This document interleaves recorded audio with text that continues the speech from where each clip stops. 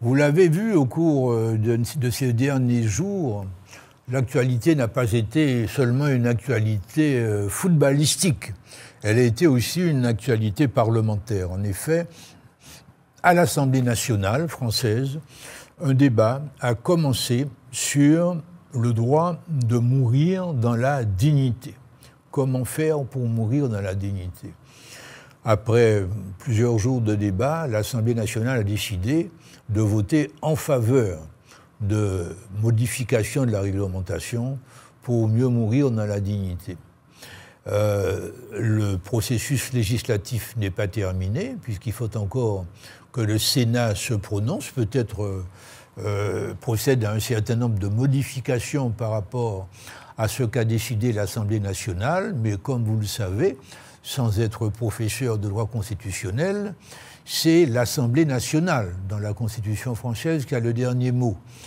Mais avant qu'elle ait le dernier mot, s'il y a des désaccords entre le Sénat et l'Assemblée nationale, il est possible de désigner une commission mixte composée pour moitié de sénateurs et pour moitié de députés. Et cette commission mixte, si elle arrive à un accord, eh bien, établit un texte qui va être adopté de manière quasi automatique, aussi bien par l'Assemblée nationale que par le Sénat. Et s'il n'y a pas d'accord au niveau de la commission mixte, eh bien, c'est l'Assemblée nationale qui a le dernier mot et qui devra voter. Alors, c'est un débat extrêmement important sur lequel la réflexion, votre réflexion, doit avancer. Et mon seul objectif, croyez-le en toute humilité, eh bien, c'est de vous apporter quelques bribes de matériaux pour que votre réflexion soit encore plus profonde qu'elle n'est déjà, j'en suis persuadé. Mais avant de se demander comment mourir dans la dignité, est-ce qu'il n'est pas important de se demander comment il faut vivre dans la dignité? Et là-dessus, un petit rappel doit être fait de ce que nous sommes, avec beaucoup d'humilité, hein, croyez-le bien. Nous devons d'abord savoir que dans la formule de la République, liberté, égalité, fraternité, le deuxième mot doit être pris avec beaucoup de précaution, parce que c'est une égalité qui doit être poursuivie en termes de droits et de devoirs, mais l'égalité, c'est une égalité qui ne correspond pas à la nature. Nous devons être conscients du fait que le jour où notre papa et notre maman ont eu les relations sexuelles qui ont conduit à notre conception, eh bien, c'est difficile à quantifier, mais au moins la moitié de notre vie est conditionnée, elle est déterminée par ce qu'on appelle l'ADN.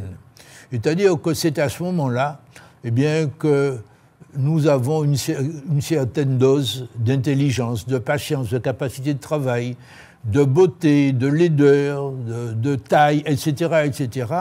Tout cela est largement conditionné le jour même de notre conception. Alors vous avez des gens qui vous disent qu'ils sont là pour lutter contre tous les déterminismes. C'est bien gentil, mais il y a des déterminismes contre lesquels on peut lutter et des déterminismes contre lesquels on ne peut pas lutter. Et puis, une fois que vous avez été conçu par le rapport sexuel entre votre père et votre mère, il faut d'abord savoir si c'est un rapport consenti, souhaité, ou si c'est un rapport forcé.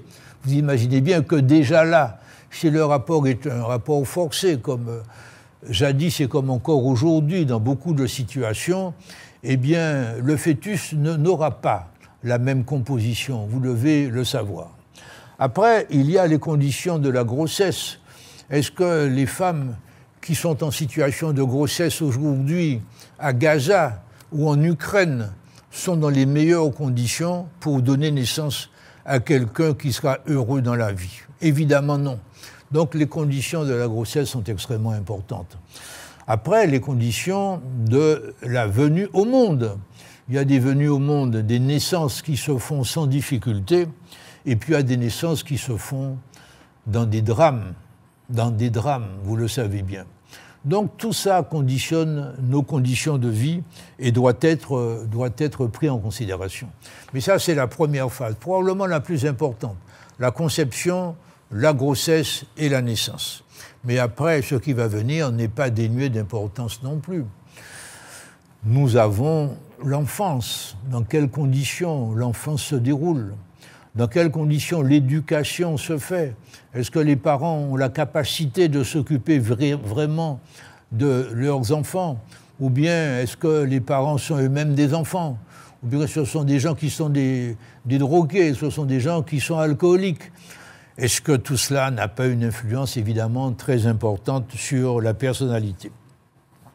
L'activité professionnelle des parents aura de l'importance.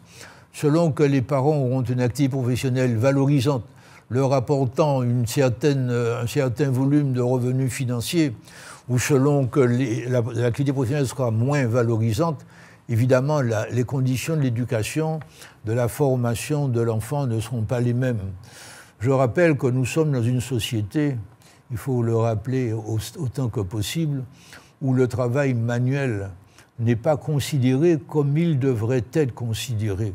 Quand vous voyez l'effort physique et l'effort intellectuel que représentent beaucoup de tâches manuelles, qui ne sont pas toujours des tâches de pure exécution, pour avoir un salaire de 1 300 ou 1 400 € à la fin du mois, c'est un salaire qui n'est pas décent.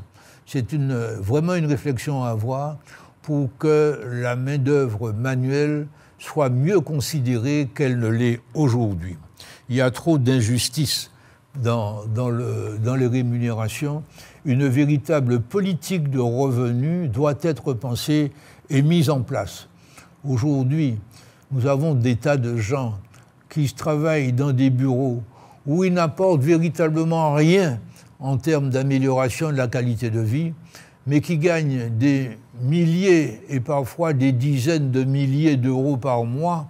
Vous avez des hauts dirigeants dans la fonction publique dont les revenus sont de 10 000, 15 000, 20 000 € par mois.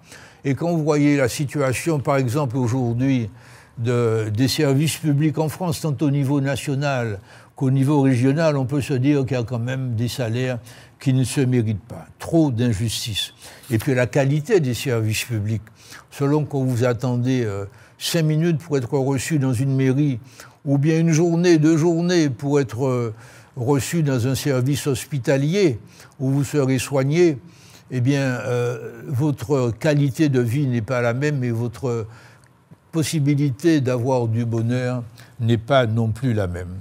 Et puis, et là, je l'indique en sachant que c'est une affaire purement personnelle, au-delà de vos parents, au-delà de votre métier, au-delà des services publics, il y a la relation que vous pouvez établir avec une personne en particulier dont vous êtes amoureux ou amoureuse et qui est amoureux ou amoureuse de vous.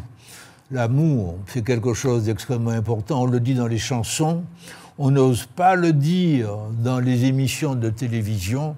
Eh bien, je le dis pour chacun et chacune d'entre vous.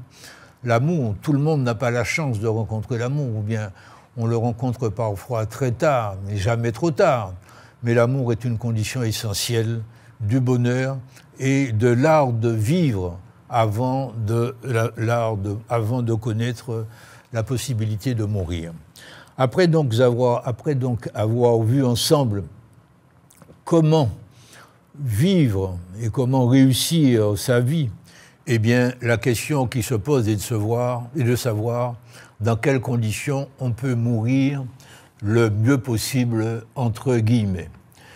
Il faut d'ailleurs dire que je constate personnellement moins d'empressement de ceux qui sont favorables au changement de la loi sur la fin de vie à améliorer les conditions de vie qu'à améliorer les conditions de mourir. Le plus important pour les politiques, n'est pas de faciliter la mort. Le plus important pour les politiques, c'est bien d'améliorer la vie. Alors, il se trouve que personnellement, j'ai, comme vous-même vraisemblablement, j'ai l'expérience d'une fin de vie d'un proche. C'était mon père. J'avais 18 ans.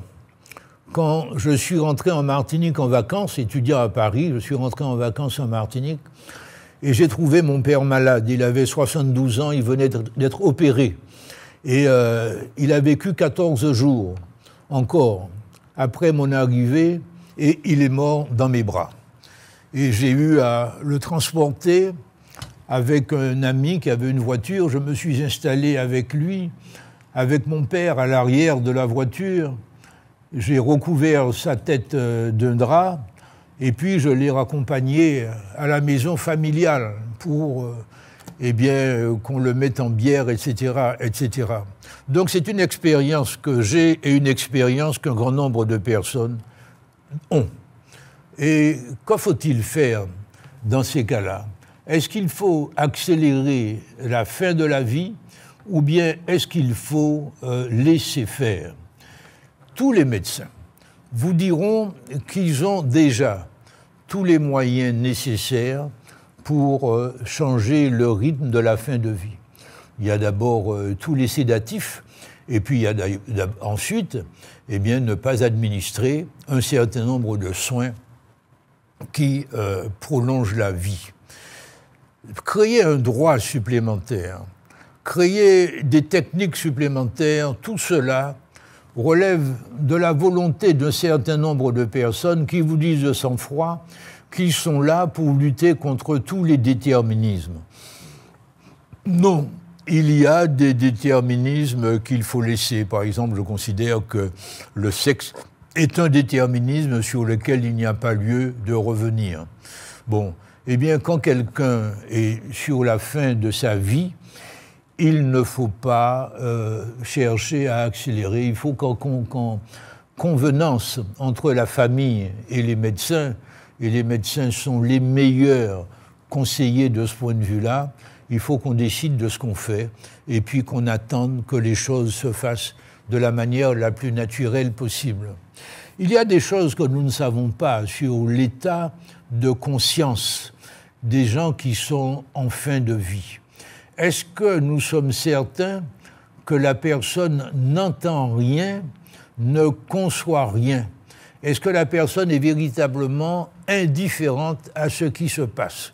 Je suis convaincu pour ma part que la personne qui est en fin de vie perçoit, moi c'est ce que j'ai constaté, perçoit beaucoup plus de choses qu'on ne le croit et que notre devoir, c'est d'accompagner cette personne en étant à côté d'elle et en lui limitant au maximum ses souffrances. Donc, sur ce problème de fin de vie, nous devons être extrêmement prudents et ne pas suivre ceux qui veulent tout décider en lieu et place de la nature. Le devoir des responsables politiques, c'est la vie, d'améliorer la vie des uns et des autres. Ce n'est pas le devoir de s'occuper des conditions dans lesquelles la mort intervient. Quand on met le doigt dans l'engrenage qui consiste à dire, voilà, eh bien maintenant, à la phase où on est cette personne, il ne faut pas la laisser souffrir davantage, on ne sait pas les abus qui peuvent se présenter. Pour des raisons matérielles, des enfants, des petits-enfants ou bien des collatéraux peuvent précipiter la mort de gens qui pourraient continuer à vivre plus longtemps qu'on ne le croit. Donc c'est ça, un point de réflexion que je vous invite à avoir et ne pas adhérer de manière un peu systématique à des raisonnements de gens qui veulent tout décider à la place des uns et à la place des autres. La France est un pays qui se distingue des autres, notamment par le fait qu'elle a déjà beaucoup de lois et donner encore des lois à voter, donner des lois à faire exécuter aux uns et aux autres, ce n'est pas le meilleur service qu'on puisse rendre à la société dans laquelle nous sommes. Chers amis, c'est un sujet délicat. Je vous invite à y réfléchir vous-même. Chacun a sa position. En ce qui me concerne, pour avoir cette expérience, je ne voudrais pas souffrir, mais je ne voudrais pas non plus qu'on abrège ma vie de manière anormale et pour des raisons qui ne sont pas toujours avouables. Merci de votre écoute. À un autre soleil.